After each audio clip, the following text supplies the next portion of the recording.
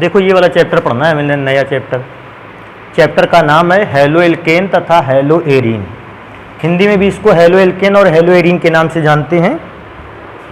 इस चैप्टर को पढ़ने से पहले हम लोगों को ये पता होना चाहिए कार्बन परमाणुओं की विवृत श्रृंखला क्या होती है, संवृत श्रृंखला क्या होती है। इसके अतिरिक्त प्राइमरी कार्बन कौन सा है, सेकेंडरी कार्बन कौन सा है, टर्सरी कार्बन कौन सा है। एक और चीज आइसोनियो, इस प्रकार के कार्बन एटम कौन से होते हैं। इन सारी चीज़ों का नॉलेज हम लोगों को पहले से चाहिए। अगर इन सारी चीज़ों का नॉलेज हम लोगों को हो गया तो हम लोगों के 2 चैप्टर कंप्लीट हो जाएंगे इसी से। एक तो ये जो चैप्टर है ये वाला चैप्टर कंप्लीट हो जाएगा हम लोगों का आसानी से। इसके बाद एक और बेटा चैप्टर आता है एल्कोहल, फिनॉल और ईथर। वो चैप्टर भी लगभग इसी पर बेस्ड होगा। तो मैं क्या सोचता हूँ कि सबसे पहले कार्बन के प्रकार और कार्बन कितने प्रकार के यौगिकों का निर्माण कर सकता है उस चीज़ को पढ़ते हैं इस चैप्टर में। अच्छा, उस चीज़ को पढ़ने के लिए थोड़ा सा रिवीजन भी रहेगा, हल्का सा पुरानी क्लास का 11th क्लास का हल्का सा रिवीजन रखेंगे और फिर इस चैप्टर को ढंग से स्टार्ट करते हैं। जैसे क्योंकि हैलो एल्केन और हैलो एरीन जो है वो कार्बन परमाणुओं युक्त यौगिक है, तो मैं सबसे पहले बताऊंगा कि कार्बन परमाणुओं की जुड़ी हुई श्रृंखला को एल्क श्रेणी कहते हैं। इसको विशेष ध्यान रखना है, या मैं क्या सोचता हूं एल्क ऐसे लिख देते हैं। कार्बन परमाणुओं द्वारा जुड़ी श्रृंखला वाली कोई भी श्रृंखला होती है हम उसे कौन सी श्रेणी बोलते हैं, एल्क श्रेणी। जिसमें बहुत सारे कार्बन एक दूसरे के साथ क्या होते हैं, अटैच होते हैं, ऐसी श्रेणी को एल्क श्रेणी कहा जाता है। और उस श्रेणी में से भी ध्यान रखना है अगर कार्बन बेटा एक ही हो केवल, दूसरा कोई भी कार्बन उस कार्बन से न जुड़ा हो, तो एल्क श्रेणी के उस मेंबर को हम लोग बोलते हैं मेथ। ऐसा आपने पहले भी क्लासों में पढ़ रखा होगा। अच्छा, इसको पढ़ा है कार्बन परमाणुओं की संख्या 2 होने पर हम उस श्रेणी के सदस्य को क्या नाम देते हैं, एथ। कार्बन 3 होने पर श्रेणी के उस सदस्य का नाम है प्रोप। इसको ध्यान रखना, प्रोप बोलते हैं इसको। उच्चारण में चाहे आप प्रोप बोल सकते हैं चाहे आप प्रोप, दोनों ही सही हैं। कार्बन परमाणुओं की संख्या 4 होने पर देखने में आपको बट लगता है लेकिन इसको पढ़ना है ब्यूट। कार्बन परमाणुओं की संख्या 5 हो जाने पर इसको हम क्या बोलते हैं, पेंट। कार्बन परमाणुओं की संख्या 6 हो जाने पर हम इसको बोलते हैं हेक्स। कार्बन परमाणुओं की संख्या 7 हो जाने पर हम इसको बोलते हैं हेप्ट। कार्बन परमाणुओं की संख्या 8 हो जाएगी तो बेटा इसको क्या बोलेंगे, ऑक्ट। कार्बन परमाणुओं की संख्या 9 हो जाने पर नॉन। कार्बन परमाणुओं की संख्या बेटा अगर 10 हो जाती है तो हम इसको क्या बोलते हैं, डेक। तो इस बात का विशेष ध्यान रखना है। अच्छा, हम लोगों को याद कितने रखने हैं, कम से कम 10। अगर हम लोगों से कोई पूछे हम कितने कार्बन तक के एल्क श्रेणी के नाम याद रख लें तो हम बताएंगे कि एल्क समूह या एल्क श्रेणी के सदस्यों के नाम आप कम से कम 10 कार्बन तक के याद रखने हैं आपको। इसके आगे का जरूरत पड़ने वाली है तो हम लोग लिख लेते हैं। C11 को बोलते हैं अनडेक। अगर कभी भी कार्बन 11 हो जाए तो हम उसको क्या बोलने वाले हैं, अनडेक। कार्बन परमाणुओं की संख्या 12 हो जाने पर उसको डोडेक बोलते हैं। कार्बन परमाणुओं की संख्या 13 हो जाने पर ट्राइडेक। और कार्बन परमाणुओं की संख्या 14 हो जाने पर उसको बोलते हैं टेट्राडेक। हालांकि अभी और भी हैं, 15 हो जाने पर पेंटाडेक, यहां से चलने लगेगा। कार्बन 15 हो जाने पर 10 को तो डेक बोल रहे थे, 15 कब बनता है, देखो ऐसे कुछ 15 कब बना, आप इसको ऐसे लिख सकते हैं 10 + 5, या ऐसे लिख लीजिए और ज़्यादा बेटर लगेगा 5 और 10। 5 को क्या पढ़ते थे, पेंट, और 10 को क्या पढ़ते थे, डेक। बस बीच में ए लगा देना है, पेंटाडेक। 16 अगर पूछेगा कैसे लिखें सर, तो 16 को लिख सकते थे 6 + 10। अब 6 + 10 को कैसे, 6 को क्या बोलते थे, हेक्स, और 10 को क्या बोलते थे, डेक। मैं क्या बोल रहा था कि बीच में से क्या लगा लेते हैं, ए, तो नाम क्या हो जाने वाला है, हेक्साडेक। तो इस प्रकार से आप नाम की सीरीज को बढ़ा सकते हैं। लेकिन हमें कितना जरूरत है, कम से कम 10 तक का आपको नॉलेज होना ही चाहिए, और 10 से कम का नॉलेज तो मेरे ख्याल से नहीं रहना चाहिए, तभी बेटर रहेगा। अब आता है कि जब हम एल्क श्रेणी को पूरा पढ़ते हैं तो एल्क से कितनी और श्रेणियां बनाई जा सकती हैं? तो बेटा हाइड्रोकार्बन यौगिकों की एल्क से 3 श्रेणियां बनाई जा सकती हैं, एक एल्केन, एक एल्कीन और एक लास्ट श्रेणी होते हैं जिसको हम लोग बोलते हैं एल्काइन श्रेणी। तो मैं क्या सोचता हूं, मैं समय को बर्बाद किए बिना जल्दी से स्टार्ट कर देते हैं एक एक श्रेणी को पढ़ना, कुछ श्रेणियों का नॉलेज हो जाए। जैसे सबसे पहले बेटा हम पढ़ेंगे एल्केन श्रेणी। अच्छा, एल्केन श्रेणी में किसी भी बच्चे को 2 चीजें तो बिल्कुल पता होनी चाहिए। कौन कौन सी चीजें पता होनी चाहिए? पहला, उसको पता होना चाहिए कि जो भी सीरीज हम लोग पढ़ रहे हैं उसका फॉर्मूला क्या होता है, पहली बात ये पता होना चाहिए। दूसरी बात है, आपके पास उस श्रेणी के सदस्य के पास जितने कार्बन एटम होंगे तो उस कार्बन एटम के बाद में हमें एक शब्द लगाना होगा, क्या? एन। कोई पूछेगा क्यों? तो अच्छा बेटा जरा ध्यान से देखो, एल्क का नाम हम लोग उस कार्बन परमाणुओं की संख्या के आधार पर ले लेंगे। एल्क के बाद क्या लिखा है? एन। तो हम लास्ट में क्या लगा दिया करेंगे? एन। तो यहां से ऐसे लिख सकते हैं एल्क प्लस एन। एल्क नाम वहां से ले लिया जाएगा और एन तो इसके लास्ट में लगाना ही लगाना है। और एक सबसे इंपॉर्टेंट चीज क्या है सर जी? इंपॉर्टेंट, वैसे 2 बातें तो पता ही होनी चाहिए, अगर एक बात बच्चा और भी अपने दिमाग में रख सकता है तो उसको रख ले, क्या? कि यहां कार्बन और कार्बन के एटम के बीच में कौन सा बॉन्ड लगना है? सिंगल बॉन्ड लगना है। मैं लिख भी देता हूं कि यहां एकल बंध का आपको प्रयोग करना है। आप चाहें तो एकल बंध लिख लें, आप अगर चाहें तो सिंगल बॉन्ड भी बता सकते हो। और क्योंकि कार्बन और कार्बन के बीच में सिंगल बॉन्ड का प्रयोग हुआ है, इस प्रकार की श्रेणी को जो हम लोग एल्केन श्रेणी पढ़ रहे हैं, इस प्रकार से श्रेणी से बने यौगिकों को हम कहते हैं संतृप्त हाइड्रोकार्बन। संतृप्त हाइड्रोकार्बन भी कहते हैं। क्यों संतृप्त कहते हैं तो फिर उसको बाद में पढ़ेंगे क्यों संतृप्त बोलते हैं। अब मैं क्या करता हूं, 2-4 कंपाउंड इसके लिख के दिखाता हूं इस श्रेणी के। जैसे बेटा इस श्रेणी में से पहला यौगिक मुझे कार्बन 1 रखना है। अगर मैं कार्बन 1 रखूंगा, ध्यान से देखने वाली बात है, कार्बन की जगह पे कार्बन, सूत्र में एन की जगह पर मुझे क्या रखना होगा? 1, तभी तो कार्बन 1 होगा। हाइड्रोजन, एन की जगह पर 1 है तो 1 का गुना 2 पे हुआ 2, और 2 के साथ 2 जुड़ गया तो कितना हो गया? 4। और आप लोगों को ये पता होना चाहिए कि कार्बन अगर 1 है उसको लिखना बिल्कुल जरूरी नहीं है। ऐसा जरूरी नहीं कि आप लिख भी सकते हैं, छोड़ भी सकते हैं। तो मैं क्या कर रहा हूं, इसको छोड़े दे रहा हूं।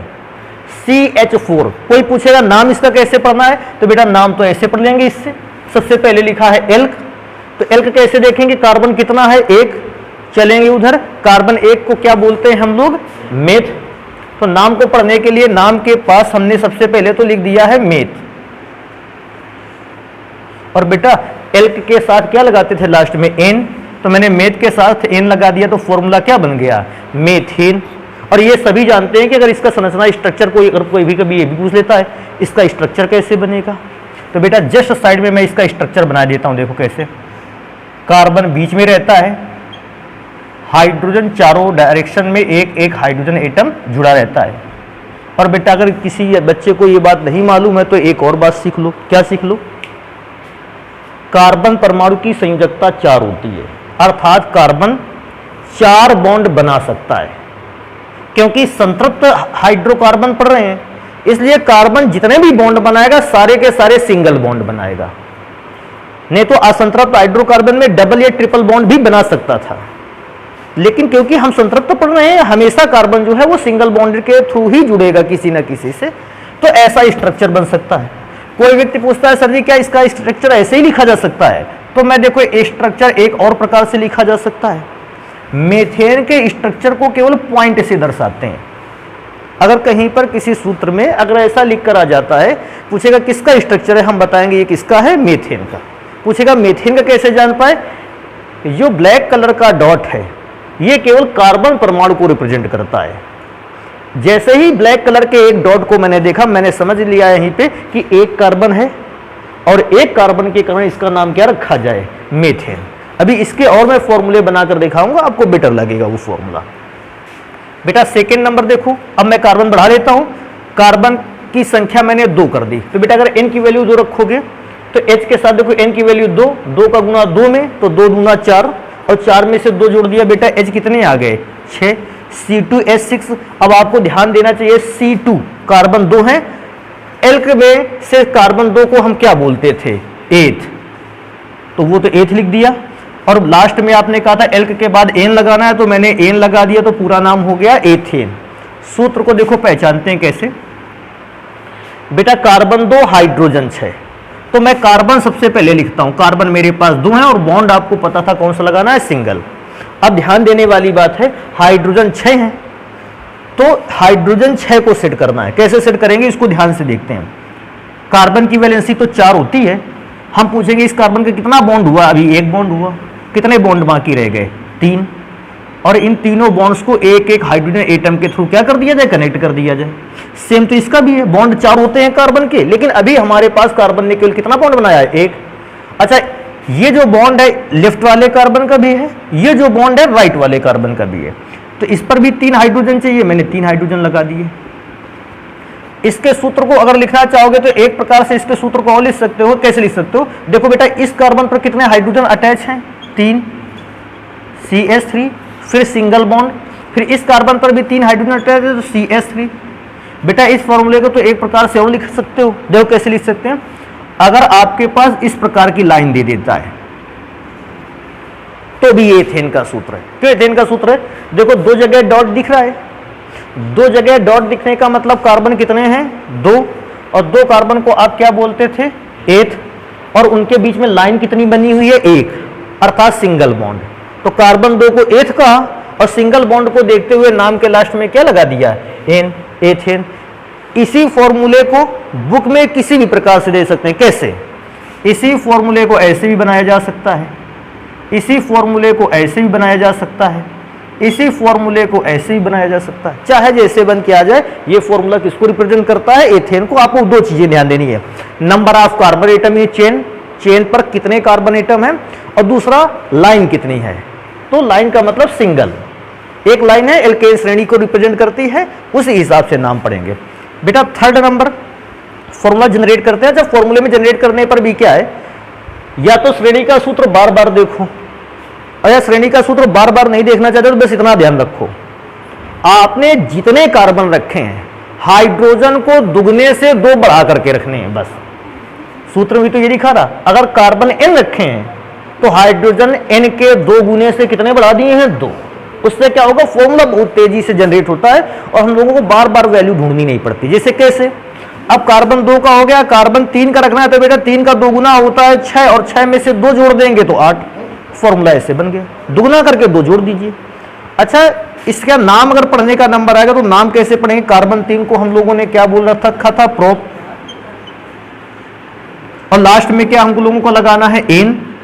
तो बेटा सूत्र में किसी को प्रॉब्लम नहीं आनी चाहिए, प्रोपेन बोलते हैं। अब ये वाला फॉर्मूला हम नहीं बनाएंगे, डायरेक्ट इस फॉर्मूले पर आ जाएंगे, इस टाइप के फॉर्मूले पर। सबसे पहले तो कार्बन कितने हैं, 3, 1, 2, 3, और आपको पता है सबके मध्य में कौन सा बॉन्ड लगना है, सिंगल। अच्छा बेटा, कार्बन हाइड्रोजन 8 है ना, देखो कैसे सेट करते हैं। इस कार्बन के पास 1 बॉन्ड है, तो इसको 3 और हाइड्रोजन चाहिए, तब 4 होंगे बॉन्ड। इस कार्बन के पास पहले से 2 बॉन्ड है, तो 4 बनाने के लिए केवल कितने हाइड्रोजन चाहिए, 2। इस कार्बन के पास 1 सिंगल बॉन्ड है, तो इसको और कितने चाहिए, 3। 4 बनाने हैं, जिसके पास 1 है उसको 3 हाइड्रोजन दे देना है, जिसके पास 2 है उसको 2 और हाइड्रोजन देने हैं, जिसके पास 3 बॉन्ड हो जाएंगे उसको केवल 1 हाइड्रोजन देना है। बेटा इसका नाम अगर पढ़ने का नंबर आएगा, कोई पूछेगा कि सर जी क्या इसको और भी किसी प्रकार से बना सकते हैं, तो इसको एक प्रकार से और बना सकते हैं। देखो ध्यान से लेना, कार्बन कितने हैं, 3, 1, 2, 3, ऐसे बना सकते हैं। देखो समझने का तरीका, जहां जहां पर किनारे आपको मिल रहे हैं और या जहां पर आपको कोना मिल रहा है, उन सब जगह 1-1 कार्बन है। तो देखो 1 कार्बन तो यहां हुआ, 1 कार्बन यहां हुआ, 1 कार्बन यहां हुआ, तो 3 कार्बन को तो प्रोप बोल दिया। और क्योंकि इनके बीच में केवल 1-1 लाइन खींची हुई है, ये भी सिंगल लाइन है, ये भी सिंगल लाइन है, इसलिए मैं समझ गया नाम के लास्ट में एन लगा देना है सिंगल बॉन्ड को देखते हुए। तो इसको हम नाम दे देंगे प्रोपेन। बेटा इसी फॉर्मूले को एक प्रकार से और लिखा गया है किताबों में, देखो जरा, इससे क्या कोई प्रॉब्लम आने वाली है? सेम चीज है, ऐसा लिखा या वैसा लिखा हो, दोनों ही फॉर्मूले सेम है। कार्बन 4 रख लेते हैं इस बार। तो बेटा फॉर्मूला 4 और हाइड्रोजन दुगने से 2 ज़्यादा रखना इसलिए 10। और बेटा क्योंकि कार्बन 4 है उसको ब्यूट बोलते हैं, नाम के लास्ट में आपको एन लगाना ही है तो नाम हो जाएगा ब्यूटेन। फॉर्मूला जनरेट करने की कोशिश करेंगे तो 1 2 3 4 कार्बन और बेटा बीच में सभी के सिंगल बॉन्ड लगना है। इसमें देखेंगे क्योंकि एक बॉन्ड यूज हुआ है 3 हाइड्रोजन, इसमें 2 बॉन्ड हुए हैं 2, इसमें 2 और इसमें लास्ट में 3। इस बात को विशेष ध्यान रखना है। अब फॉर्मूला कैसे जनरेट किया जा सकता है, तो इसको बेटा ऐसे भी लिखा है, 4 कार्बन है, पहला, दूसरा, तीसरा, चौथा। एक तो ऐसे स्टार्ट कर सकते हैं, नीचे से स्टार्ट किया, ऊपर गए, फिर नीचे आए, फिर ऊपर गए, या फिर बेटा ऐसे भी तो कर सकते थे, ऊपर रहते नीचे आते, इस प्रकार से कर सकते थे। तो इस प्रकार से बेटा एल्केन श्रेणी के सदस्यों को और हम लोगों ने उनको बनाने के तरीके को देखा। हालांकि और भी फॉर्मूले हैं, आप अपने नॉलेज को इंप्रूव करने के लिए कार्बन 5 का बना लीजिए और आप अपने नॉलेज को इंप्रूव करने के लिए कार्बन 6 का बना लीजिए। 6 दूना 12, 2 14। और आप जब फॉर्मूले बना लेंगे तो इस प्रकार की श्रृंखला के विषय में भी आपको नॉलेज हो जाएगा। तो एक काम करेंगे बेटा, इसको जल्दी से नोट करेंगे और फिर इसके बाद हम लोगों ने अभी तो एल्केन श्रेणी पढ़ी है, फिर एल्कीन और एल्काइन श्रेणी को भी देखते हैं। जल्दी से इसको नोट कर लेते हैं। एल्केन श्रेणी को तो पढ़ लिया, अब जल्दी से स्टार्ट करते हैं बाकी की 2 श्रेणियों को पढ़ना, जिनमें से एक श्रेणी है बेटा एल्कीन श्रेणी, एल्कीन श्रेणी, एल्कीन सीरीज। और बेटा एल्कीन सीरीज के विषय में कुछ इंफॉर्मेशन तो आपके पास पहले से, जैसे फॉर्मूला होता है CnH2n और बेटा इसका नाम कैसे पढ़ते हैं, एल्क, एल्क तो वहां से ले लिया जाएगा उस सीरीज से। और लास्ट में बेटा हम लोगों को लगाना होता है ईन, ENE। और इसमें से भी ध्यान रखना है कार्बन के किन्हीं 2 परमाणुओं के बीच डबल बॉन्ड लगना है, ये भी ध्यान रखना है। मैं कार्बन डबल बॉन्ड कार्बन लिखना है, मैंने एक लाइन और लिखनी है Ne2 कार्बन एटम। इसका मतलब क्या है, एल्कीन श्रेणी में Ne2 कार्बन एटम किन्हीं भी 2 कार्बन के बीच में से, कार्बन तो 10 होंगे लेकिन हमें डबल बॉन्ड कितने कार्बन के बीच में लगाना है, केवल 2 के बीच में लगा देना है, कहीं पर भी छाड़ना है, 2 के बीच में लगा देना है, फॉर्मूला बन गया डबल बॉन्ड का। तो ये वाली लाइन जो है बेटा, इसको काफी ज्यादा अच्छे ढंग से अपने पास याद करके रखना है, Ne2 कार्बन एटम वाली बात। अब जैसे सीरीज में स्टार्ट करें, पहला नंबर मैं कार्बन की वैल्यू 1 रखता हूं, कार्बन की वैल्यू 1 रखोगे तो बेटा N की जगह 1, H, बेटा अगर N की वैल्यू 1 रखोगे तो 1 का गुना 2 में होगा 2, CH2 फॉर्मूला बना। इसका अगर नाम बेटा पढ़ा जाए उस हिसाब से तो इसका नाम होना चाहिए, सॉरी मेथ तो कहेंगे कार्बन क्योंकि 1 है और लास्ट में ईन लगाना है तो हो जाएगा मेथीन। और इसका अगर स्ट्रक्चर बनाने के लिए कहा जाए, देखो जरा स्ट्रक्चर में इसके प्रॉब्लम क्या आ रही है। स्ट्रक्चर में आ रही प्रॉब्लम ये कि कार्बन लिखा हुआ है, हाइड्रोजन 2 है तो मैंने बॉन्ड बना दिए 2, लेकिन अभी प्रॉब्लम एक जगह और आ रही। कार्बन की संयोजकता कितनी थी, 4, कंप्लीट कितनी हुई, 2। तो इस प्रकार का तो कोई फॉर्मूला ही नहीं बन पा रहा है। तो आप ये ध्यान रखेंगे इस प्रकार का कोई भी फॉर्मूला अवेलेबल नहीं है। तो ये विशेष ध्यान रखना, ये क्रॉस का निशान जो है ये ज्यादा अच्छा बना लेना है। क्यों बना लेना है, ताकि हमें हमेशा याद रहे कि डबल बॉन्ड वाली श्रेणी में कार्बन 1 का कोई भी फॉर्मूला अवेलेबल नहीं है। कहां से स्टार्ट होंगे, कार्बन 2 से। तो अगर कभी आपसे पूछ भी लेता है कि एल्कीन श्रेणी में कार्बन 1 का फॉर्मूला होता है, आप बताओगे नहीं होता है। क्यों नहीं होता है, आप फॉर्मूले को बनाओगे और यहां बताओगे कार्बन की संयोजकता कितनी होती है, 4, परंतु इस सूत्र में कितनी दिखाई दे रही, 2। यही तो विरोधाभास है, अर्थात यही तो गलत है। वैलेंसी 4 होनी चाहिए, वैलेंसी 2 रिप्रेजेंट होती है, इसलिए कार्बन की संयोजकता के आधार पर कार्बन 1 वाला एल्कीन का कोई भी सदस्य नहीं बनाया जा सकता है। अब कार्बन 2 वाला फॉर्मूला अपना लेते हैं, देखते हैं कार्बन 2 वाला। तो कार्बन N की जगह पर अगर 2 रख दिया तो बेटा N की जगह पर 2 रखने पर 2 दूना 4, हाइड्रोजन 4 हो जाएगा। बेटा कार्बन 2 को आपको याद होगा एथ कहते हैं और नाम के लास्ट में ईन लगा देंगे तो इसका नाम हो जाएगा एथीन। थोड़ा सा और ध्यान देने वाली बात है, इसका स्ट्रक्चर फॉर्मूला बनाएंगे। देखो कैसे, कार्बन लिख दिया, कार्बन लिख दिया और हमारे पास लिखा हुआ था डबल बॉन्ड यूज करना है Ne2 कार्बन एटम। तो between any two carbon atom, यहाँ दो कार्बन एटम दिख रहे हैं, यहाँ डबल बॉन्ड अटैच कर देते हैं। अच्छा, डबल बॉन्ड अटैच करने के बाद हमको पता क्या है, इस कार्बन के भी कितने बॉन्ड कम हैं, 2, तो भैया 2 हाइड्रोजन इसको दे दिए। इस कार्बन के भी तो 2 हाइड्रोजन कम है, 2 इसको दे दिए। फॉर्मूले को और कैसे बनाया जा सकता है, ध्यान देने वाली बात है, कार्बन कार्बन 2 है, ये दोनों कार्बन हो गए और ये हो गया कौन सा बॉन्ड, डबल बॉन्ड। समझ रहे हो डबल बॉन्ड को कैसे बनाना है? तो इस प्रकार से ये एथीन का फॉर्मूला हो गया।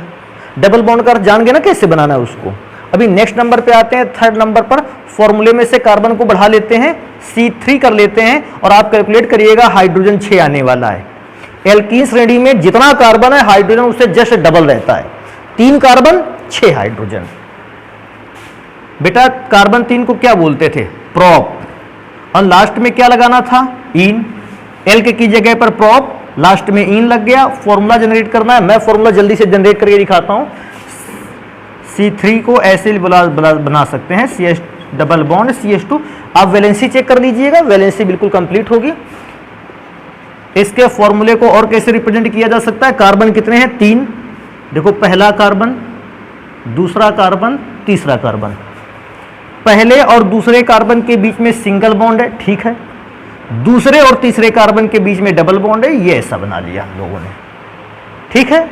नेक्स्ट नंबर पे चलते हैं, कार्बन 4 को रख लेते हैं C4H, और ये क्योंकि मैंने बताया था इस सीरीज में कार्बन अगर 4 है तो हाइड्रोजन जस्ट डबल रहेगा, 8।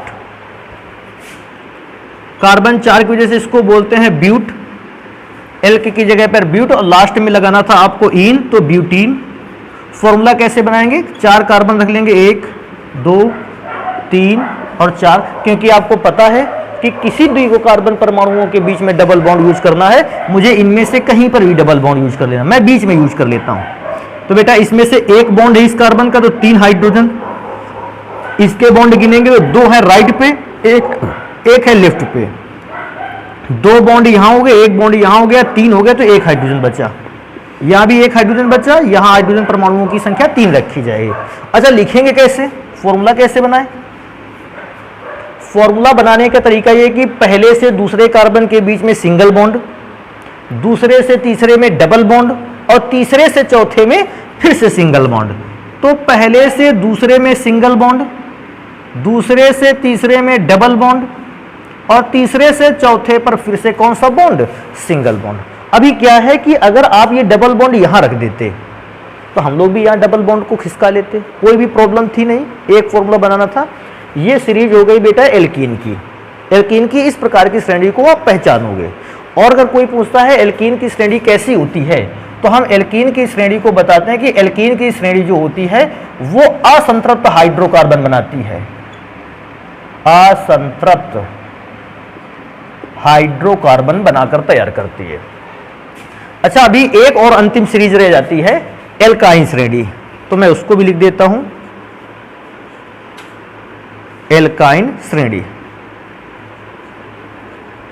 अब थोड़ा सा तो दिमाग यहां चलने लगा हो क्या, एल्क का नाम वहां से ले लेना है उस सीरीज से, और नाम के लास्ट में क्या लगना चाहिए, YNE। एल्क का नाम तो ले लेंगे मेथ एथ प्रोप ब्यूट से, और लास्ट में क्या लगा देना है, YNE। मैं फॉर्मूला लिख लेता हूं, फॉर्मूला है CnH2n-2। नाम कैसे पढ़ना है, एल्क तो यूज करना है, फिर लास्ट में आपको यूज करना है इस बार YNE। और मैं तो क्या सोचता हूं कि अगर आप अंग्रेजी में नाम लिखना जानते हैं वो ज्यादा बेटर है, हिंदी में भी नाम लिखा जा सकता है, लेकिन मेरा जो मानना है कि अगर आप अंग्रेजी में नाम लिख सकते हो कंपाउंड्स के, वो अच्छा है, आगे के समय में भी यूज में आने वाला है एल्काइन। और साथ में एक और चीज मुझे लिखना होगा कि कार्बन और कार्बन के इस बार डबल बॉन्ड नहीं लगना है, बल्कि ट्रिपल बॉन्ड लगना है। और कहां पर ट्रिपल बॉन्ड लगना है, तो फिर से मैं वही लाइन दोहरा दूंगा, एनी 2 कार्बन एटम, ऐसा लिख लेते हैं, थोड़ा सा और अच्छा रहेगा। कार्बन और कार्बन के बीच में ट्रिपल बॉन्ड, किसके किसके बीच में, बिटवीन, इसको बोलते हैं बिटवीन, अर्थात बीच में, किसके बीच में, एनी 2 कार्बन एटम्स, किन्हीं भी 2 कार्बन एटम्स के बीच में आपको इस प्रकार का बॉन्ड लगा देना है। कोई पूछेगा यह श्रेणी कैसे यौगिकों का निर्माण करता है, तो हम इसमें से बता देंगे यह श्रेणी भी असंतृप्त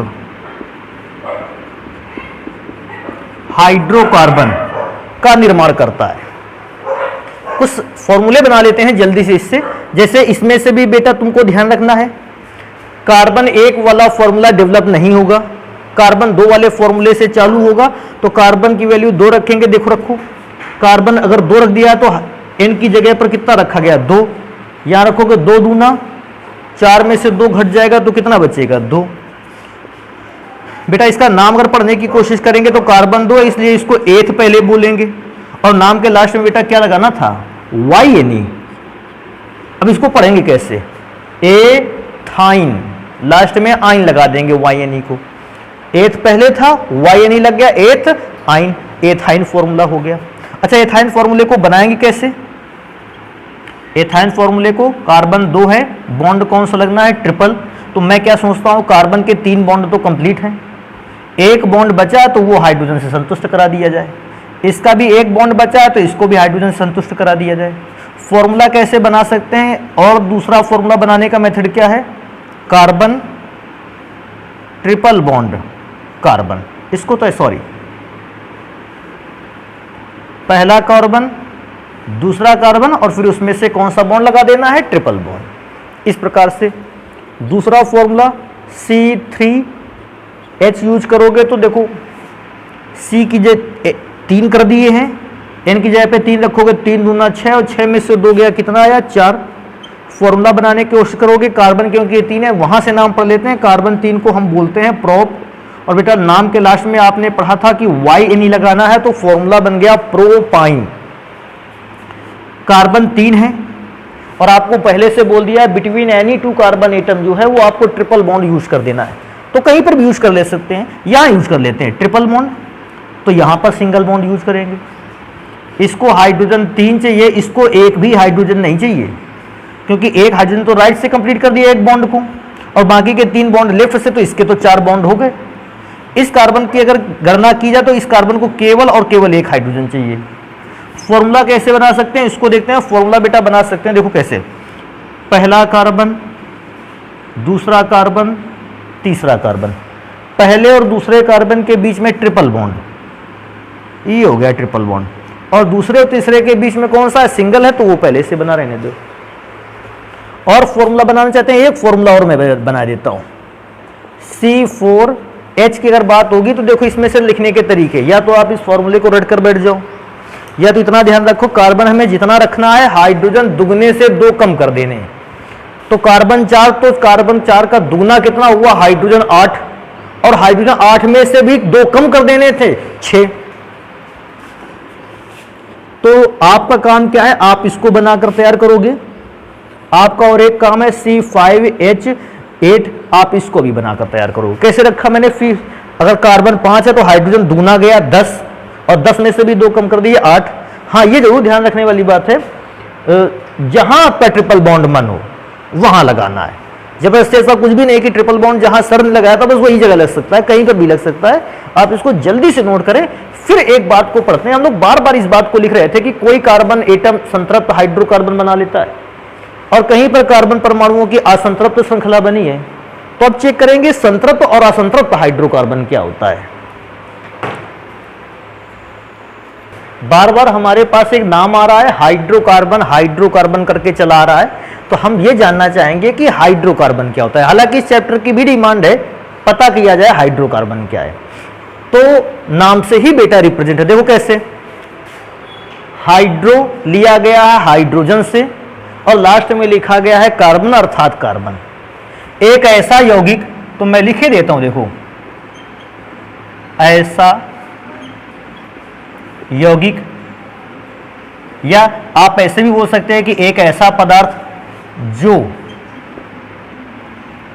केवल हाइड्रोजन और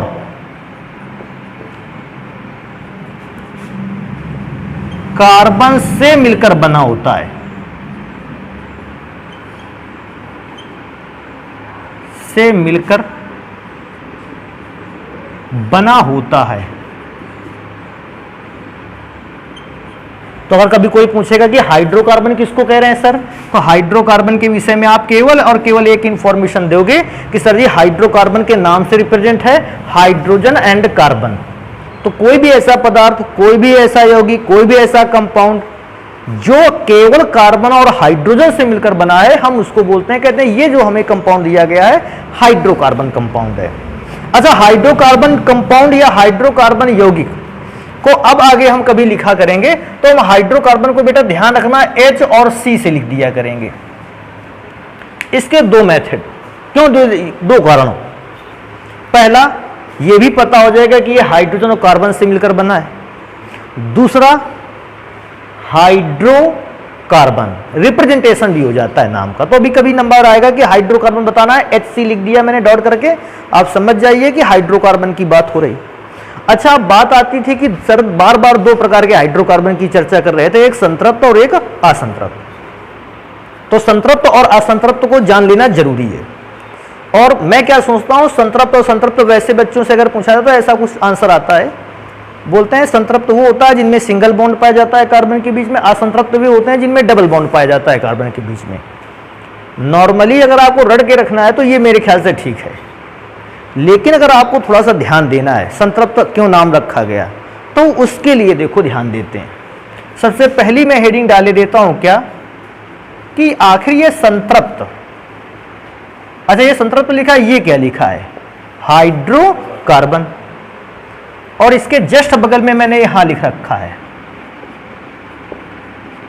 असंतृप्त हाइड्रोकार्बन।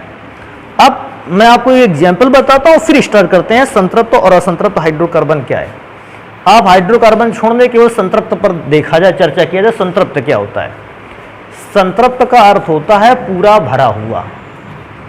मैं बात याद दिलाऊं, देखो कैसा है कि कभी कभी आपको भोजन अच्छा लगा और आपने भोजन अच्छा लगने पर आपने तकरीबन 20 रोटियां खा ली। हालांकि एक क्षमता नहीं है एक आदमी की, शायद मेरे ख्याल से कम ही लोगों की होगी 20 रोटियां खाने की, लेकिन अगर आपने 20 रोटियां खा ली, आप बिल्कुल ऊपर तक भर गए। आपसे पूछा गया और कुछ चाहिए, तो कहोगे अब हमें कुछ भी नहीं चाहिए। क्यों? अब हम संतृप्त हो गए हैं भोजन से। नहीं बोलता है, कहता है अब हम संतृप्त हो गए, अब हमको कुछ भी नहीं चाहिए। तो संतृप्त का अर्थ है पूरा भरा हुआ। अच्छा यार, ये बताने वाली बात है कि अगर कोई चीज पूरी भरी हुई है, क्या अलग से उसमें कोई चीज डाली जा सकती है, जोड़ी जा सकती है? नहीं। मतलब मैं क्या सोचता हूं, अगर कोई भी चीज संतृप्त है, भरी है, तो फिर मैं किसी बाहरी वस्तु को उसके साथ जोड़ नहीं सकता, क्योंकि अब आपने 20 रोटियां खा रखी हैं, क्या 21वीं रोटी अपने साथ जोड़ सकते हैं? नहीं। आप 21वीं रोटी तभी जोड़ सकते हैं जब आप संतृप्त नहीं थे, अर्थात क्या थे? असंतृप्त। नहीं तो 20 रोटियों पे संतृप्त होने वाला व्यक्ति अब 21वीं रोटी छू नहीं सकता है, देखेगा दूर से भग जाएगा, कहेगा भैया बस इतना ही था मेरे पास। तो संतृप्त का अर्थ होता है पूर्ण रूप से भरा हुआ। और दूसरी इंपॉर्टेंट चीज, अब वो किसी अतिरिक्त वस्तु को लेने वाला नहीं है। तो देखो मैं थोड़ा सा आपको एक रिएक्शन लिख के दिखाता हूं। हमारे पास एक हाइड्रोकार्बन है जिसका नाम है CH4। अब मैंने CH4 अर्थात मीथेन पर हाइड्रोजन गैस की अभिक्रिया करवाई। तो हाइड्रोजन गैस की अभिक्रिया करवाने पर, तीर का निशान थोड़ा सा बड़ा हो गया है, इसको छोटा कर लेते हैं। हाइड्रोजन गैस की अभिक्रिया करवाने पर मीथेन ने हाइड्रोजन गैस से अभिक्रिया नहीं की। तो बेटा देखो कैसे लिखते हैं, नो। और RXN का मतलब समझते हो? रिएक्शन का मतलब अभिक्रिया। नो का मतलब नहीं हुई। कौन नहीं हुआ? अभिक्रिया। मैंने देखो क्या है, CH4 को मैंने क्या खिलाया? हाइड्रोजन। कहा कि लो भैया हाइड्रोजन खाओ, अपना काम बनाओ। लेकिन मैंने कहा था कि अगर ये संतृप्त हुआ तो अब ये हाइड्रोजन को अपने साथ जुड़ने नहीं देगा, मना कर देगा, भैया अब इतनी क्षमता नहीं कि हम किसी अतिरिक्त अब हाइड्रोजन को जोड़ सकें, क्योंकि मीथेन ने हाइड्रोजन को अपने साथ नहीं जोड़ा। इसका अर्थ है मीथेन क्या है? संतृप्त है। संतृप्त का अर्थ ही है, मैंने दोबारा से पूरा तरीके से भरा हुआ, मीथेन पूर्ण रूप से भरा हुआ है। और क्योंकि मीथेन पूर्ण रूप से भरा है, वो हाइड्रोजन को अपने साथ नहीं जोड़ पा रहा है, और हाइड्रोजन को ना जोड़ पाने के गुण के कारण हमने इसको नाम दिया, ये कैसा हाइड्रोकार्बन है? संतृप्त हाइड्रोकार्बन है।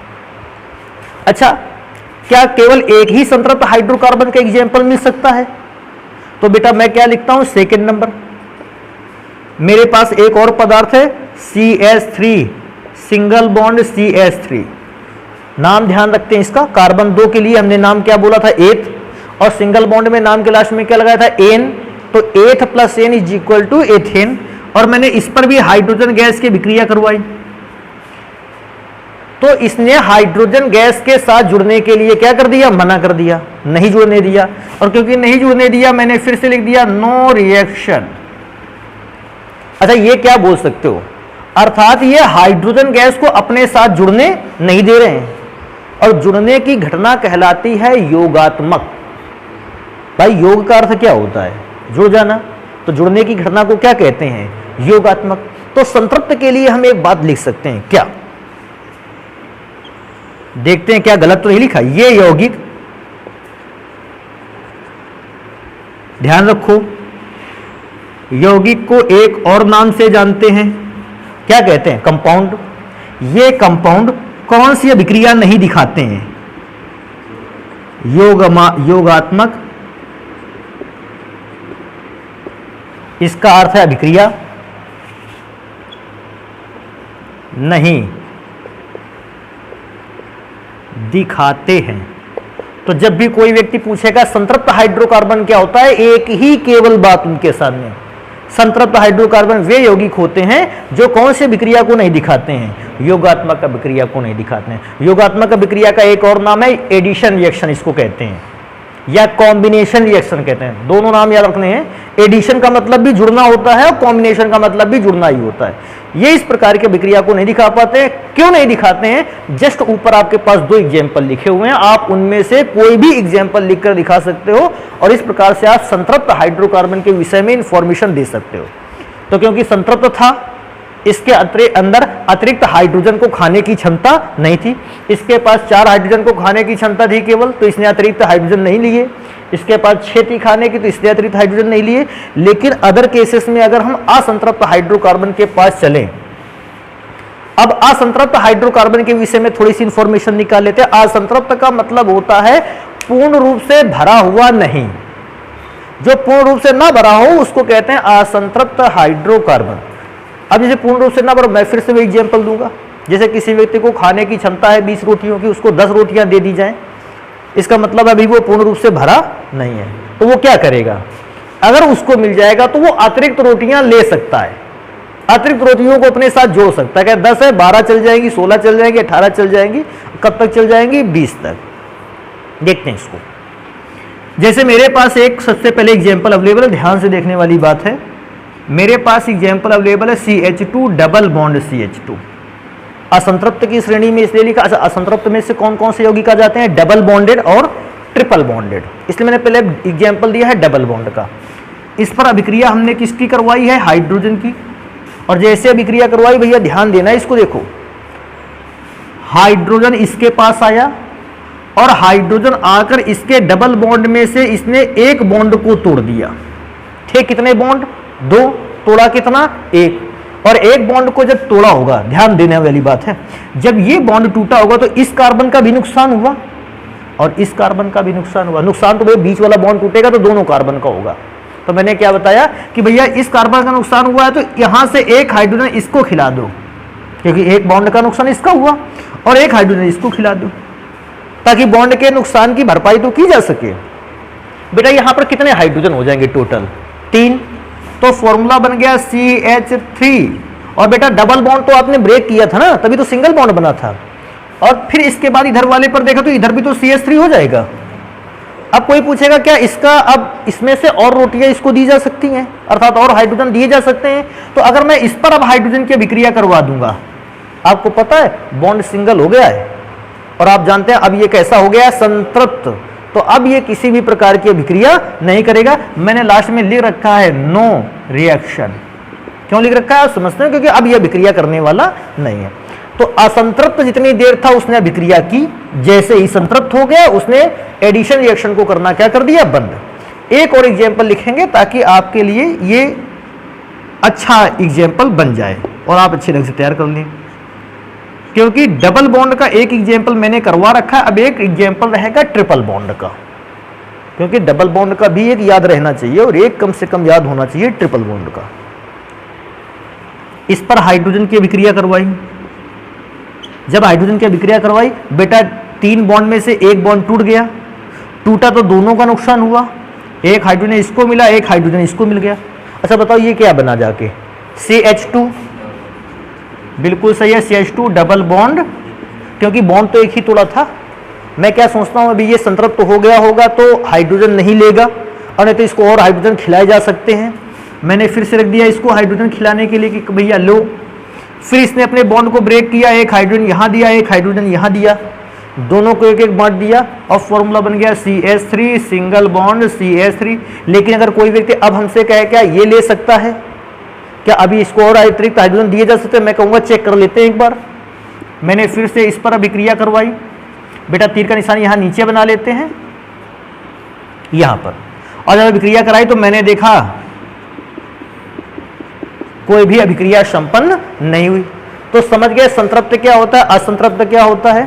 अगर संतृप्त में आप लिखा है ये योगात्मक अभिक्रिया नहीं दिखाते हैं, लेकिन ये तो योगात्मक अभिक्रिया दिखा रहे थे, ये कब नहीं दिखा पाते थे, जब संतृप्त हो जाते थे। तो मैं क्या लिखूंगा, यहां से लिखते हैं ये योगात्मक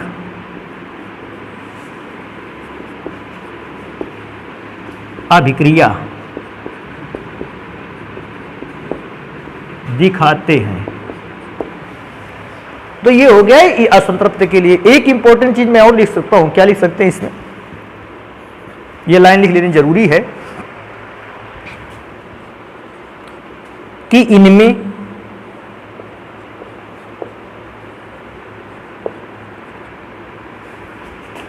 ऐसा लिख लेते, इनमें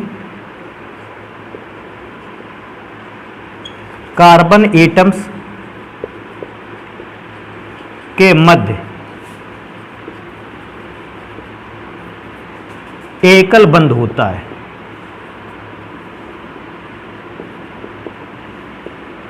जब भी आप ऐसे हाइड्रोकार्बन्स को चेक करोगे आपको उसमें से देखने को मिलेगा कि जितने भी कार्बन एटम हैं उनके बीच में केवल और केवल एकल बंध उपस्थित है। जबकि असंतृप्त हाइड्रोकार्बन में से आप ये भी देख पाते हो कि डबल बॉन्ड भी इस पे अवेलेबल है और ट्रिपल बॉन्ड भी अवेलेबल है। इनमें कार्बन एटम्स के मध्य द्विबंध या त्रिबंध होता है। तो इस बात को भी विशेष याद रखोगे कि अगर आप असंतृप्त हाइड्रोकार्बन को लेकर आते हैं तो इसमें डबल बॉन्ड भी हो सकता है और ट्रिपल बॉन्ड भी हो सकता है। तो ये हो गया संतृप्त और असंतृप्त हाइड्रोकार्बन के विषय में कुछ इंफॉर्मेशन, इसको जल्दी से नोट कर लेते हैं।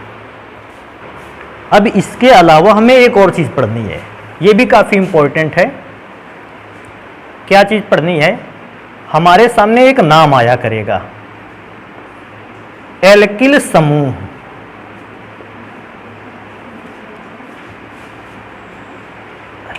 एल्किल समूह को देखो अंग्रेजी में कैसे लिखते हैं, और मैंने एल्किल समूह को अंग्रेजी में इसलिए लिखा है ताकि आप इस बात को समझ सकें एल्क कहां से लेना है और नाम के लास्ट में लगाना क्या है, YL। इसलिए मैंने इसको अंग्रेजी में लिखा, नहीं तो हिंदी से काम चला लेते। और क्योंकि ग्रुप आप GP लिख देते हो, इसका मतलब होता है ग्रुप या समूह। ये सारे शॉर्ट फॉर्म है, इससे कोई भी प्रॉब्लम नहीं रहती है। एल्किल समूह में फॉर्मूला मैं आपको बता दूं, वैसे फॉर्मूले के अतिरिक्त भी मैं कुछ बातें बता डालूंगा जिससे आपको आसानी रहेगी। फॉर्मूला होता है CnH2n+1 और साथ में रहता है सिंगल बॉन्ड। अच्छा मैं एक बात बताऊं, ऐसा फॉर्मूला आपने पढ़ा था, थोड़ा सा याद करते हैं पुरानी बात। एल्केन श्रेणी का सूत्र था और इस श्रेणी में किया क्या गया है, हमने 2 हाइड्रोजन में से एक हाइड्रोजन क्या कर दिया, हटा दिया, एक हाइड्रोजन बचा। अच्छा ये बताओ, जैसे हाइड्रोजन हटाया गया होगा तो उसकी जगह खाली हो गई होगी, उस खाली जगह को हमने कौन से बॉन्ड से दिखाया है, सिंगल बॉन्ड से। आपने बनाया कैसे, एल्केन लिया, एल्केन से एक क्या हटा दिया, हाइड्रोजन। जैसे एल्केन से हाइड्रोजन को हटाया वो क्या बन गया, एल्किल समूह। बनाने का तरीका आ गया। तो इसको अब मिटा लेते हैं कि एल्केन से एक हाइड्रोजन को हटाकर एल्किल बनाया जा सकता है। तो मैं क्या लिखूंगा, एल्केन से एक हाइड्रोजन एटम को क्या किया गया है, हटाया गया है।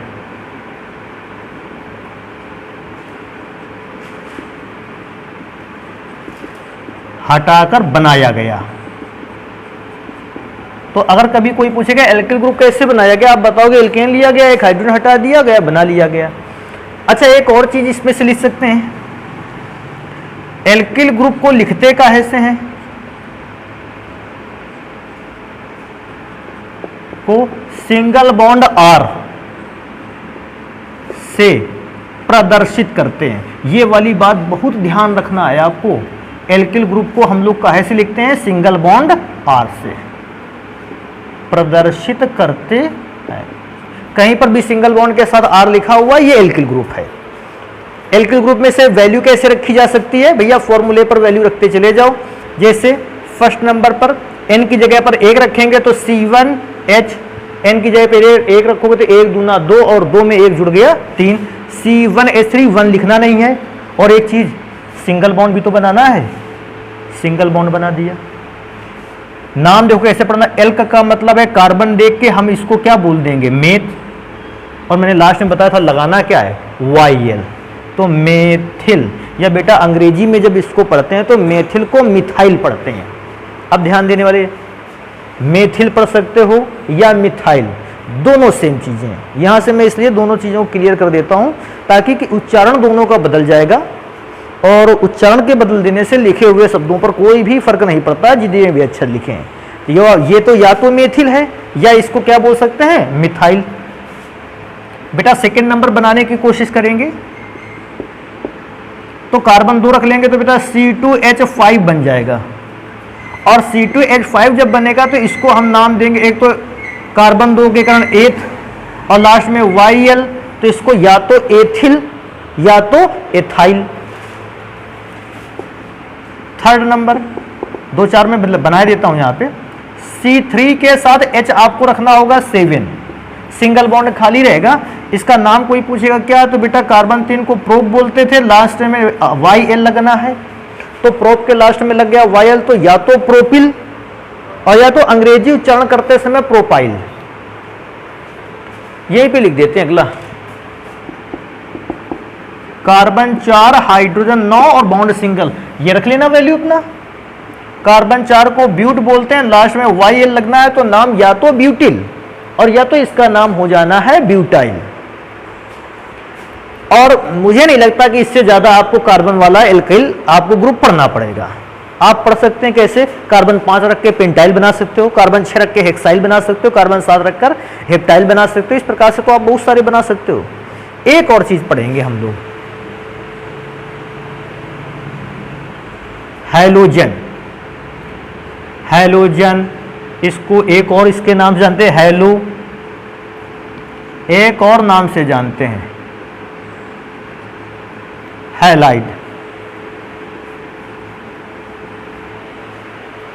अब इन सभी नामों से जानने का अर्थ क्या है, आखिर हैलोजन का अर्थ क्या है, हैलो का अर्थ क्या है, हैलाइड का अर्थ है। तो हैलोजन एक प्रकार के एलिमेंट हैं, इनकी पहचान कैसे की जाए वो देखते हैं। एक सूत्र याद रखना है आपको, क्या लिखा है, फूल, कली, बहार आई। अगर आपको ये बात पता है आप आसानी से हैलोजन एलिमेंट्स को तैयार कर सकते हो। फूल फ्लोरीन को रिप्रेजेंट करता है, कली क्लोरीन को रिप्रेजेंट करता है, बहार ब्रोमीन को रिप्रेजेंट करता है, आई आयोडीन को रिप्रेजेंट करता है। जब कोई व्यक्ति हमसे पूछता है हैलोजन क्या होते हैं, मैंने बता दिया ये होते हैं। वैसे हैलोजन का अर्थ जो है वो अलग है, अभी आज इसको डिस्कस नहीं करेंगे कि हैलोजन का नाम क्यों रखा गया। पी ब्लॉक चैप्टर जब हम लोग पढ़ रहे होंगे तो पी ब्लॉक चैप्टर में हैलोजन फैमिली आपको पढ़नी पड़ेगी और उस समय हम बात करेंगे कि हैलोजन का नाम क्यों रखा गया। अभी आपको बस ये फॉर्मूला याद रखना है, फूल कली बाहर आई, और वैसे भी फूल कली से बाहर ही आती है फ्लोरीन, क्लोरीन, ब्रोमीन और आयोडीन। और इन सब में से कोई अगर पूछता है सर जी इनका सबका क्षमता क्या, तो मैं बताऊंगा सिंगल बॉन्ड से जुड़ने की क्षमता है। ये सारे के सारों चारों एलिमेंट जो होते हैं वो केवल सिंगल बॉन्ड के थ्रू जुड़ सकते हैं। फ्लोरीन, क्लोरीन, ब्रोमीन, आयोडीन में कोई भी ऐसा एलिमेंट नहीं जो डबल बॉन्ड के साथ जुड़ सके। क्षमता सिंगल बॉन्ड से जुड़ने की है केवल। अच्छा, इसमें से भी बेटा थोड़ा सा बात कर लेते हैं क्या। हैलोजन के नाम पर तो आपने पढ़ ही लिए, हैलो। जब इन एलिमेंट्स को यौगिक के नाम के पहले पढ़ा जाएगा, फिर ध्यान रखना, जब इन फ्लोरीन को यौगिक के नाम के पहले पढ़ना है, ब्रोमीन, क्लोरीन को यौगिक के नाम के पहले पढ़ना है, ब्रोमीन को यौगिक के नाम के पहले पढ़ना है, तो बेटा हम इनका नाम हैलो से लेते हैं। हैलो कैसे? फ्लोरीन को हम क्या बोलने लगते हैं? फ्लोरो, हैलो टाइप में पढ़ते हैं। क्लोरीन को हम क्या बोलने लगते हैं? क्लोरो। स्पेलिंग थोड़ा सा ध्यान दे लेना, क्लोरो का स्पेलिंग अलग टाइप से। ब्रोमो को क्या लिखते हैं? ब्रोमो। और आयोडीन को क्या लिखते हैं? आयोडो। लेकिन ये नाम कब लेने हैं? जब हमें हैलोजन एलिमेंट का नाम यौगिकों के कहां पढ़ना है? पहले। मैं क्या एक काम कर लेता हूं, यहां पे लिख देना है हमें इनका नाम कैसा पढ़ना है? पहले। पहले नाम पढ़ना तो ये पढ़ लेते हैं। अगर इनका नाम बाद में पढ़ना हो तो बाद में नाम देखो कैसे कैसे पढ़ सकते हैं। फ्लोरीन को बाद में पढ़ते हैं फ्लूओराइड। स्पेलिंग थोड़ा सा ढंग से देखें, फ्लूओराइड, FLURORIDE। और क्लोरीन को उस समय क्या बोलते हैं? क्लोराइड। ब्रोमीन को क्या बोलते हैं?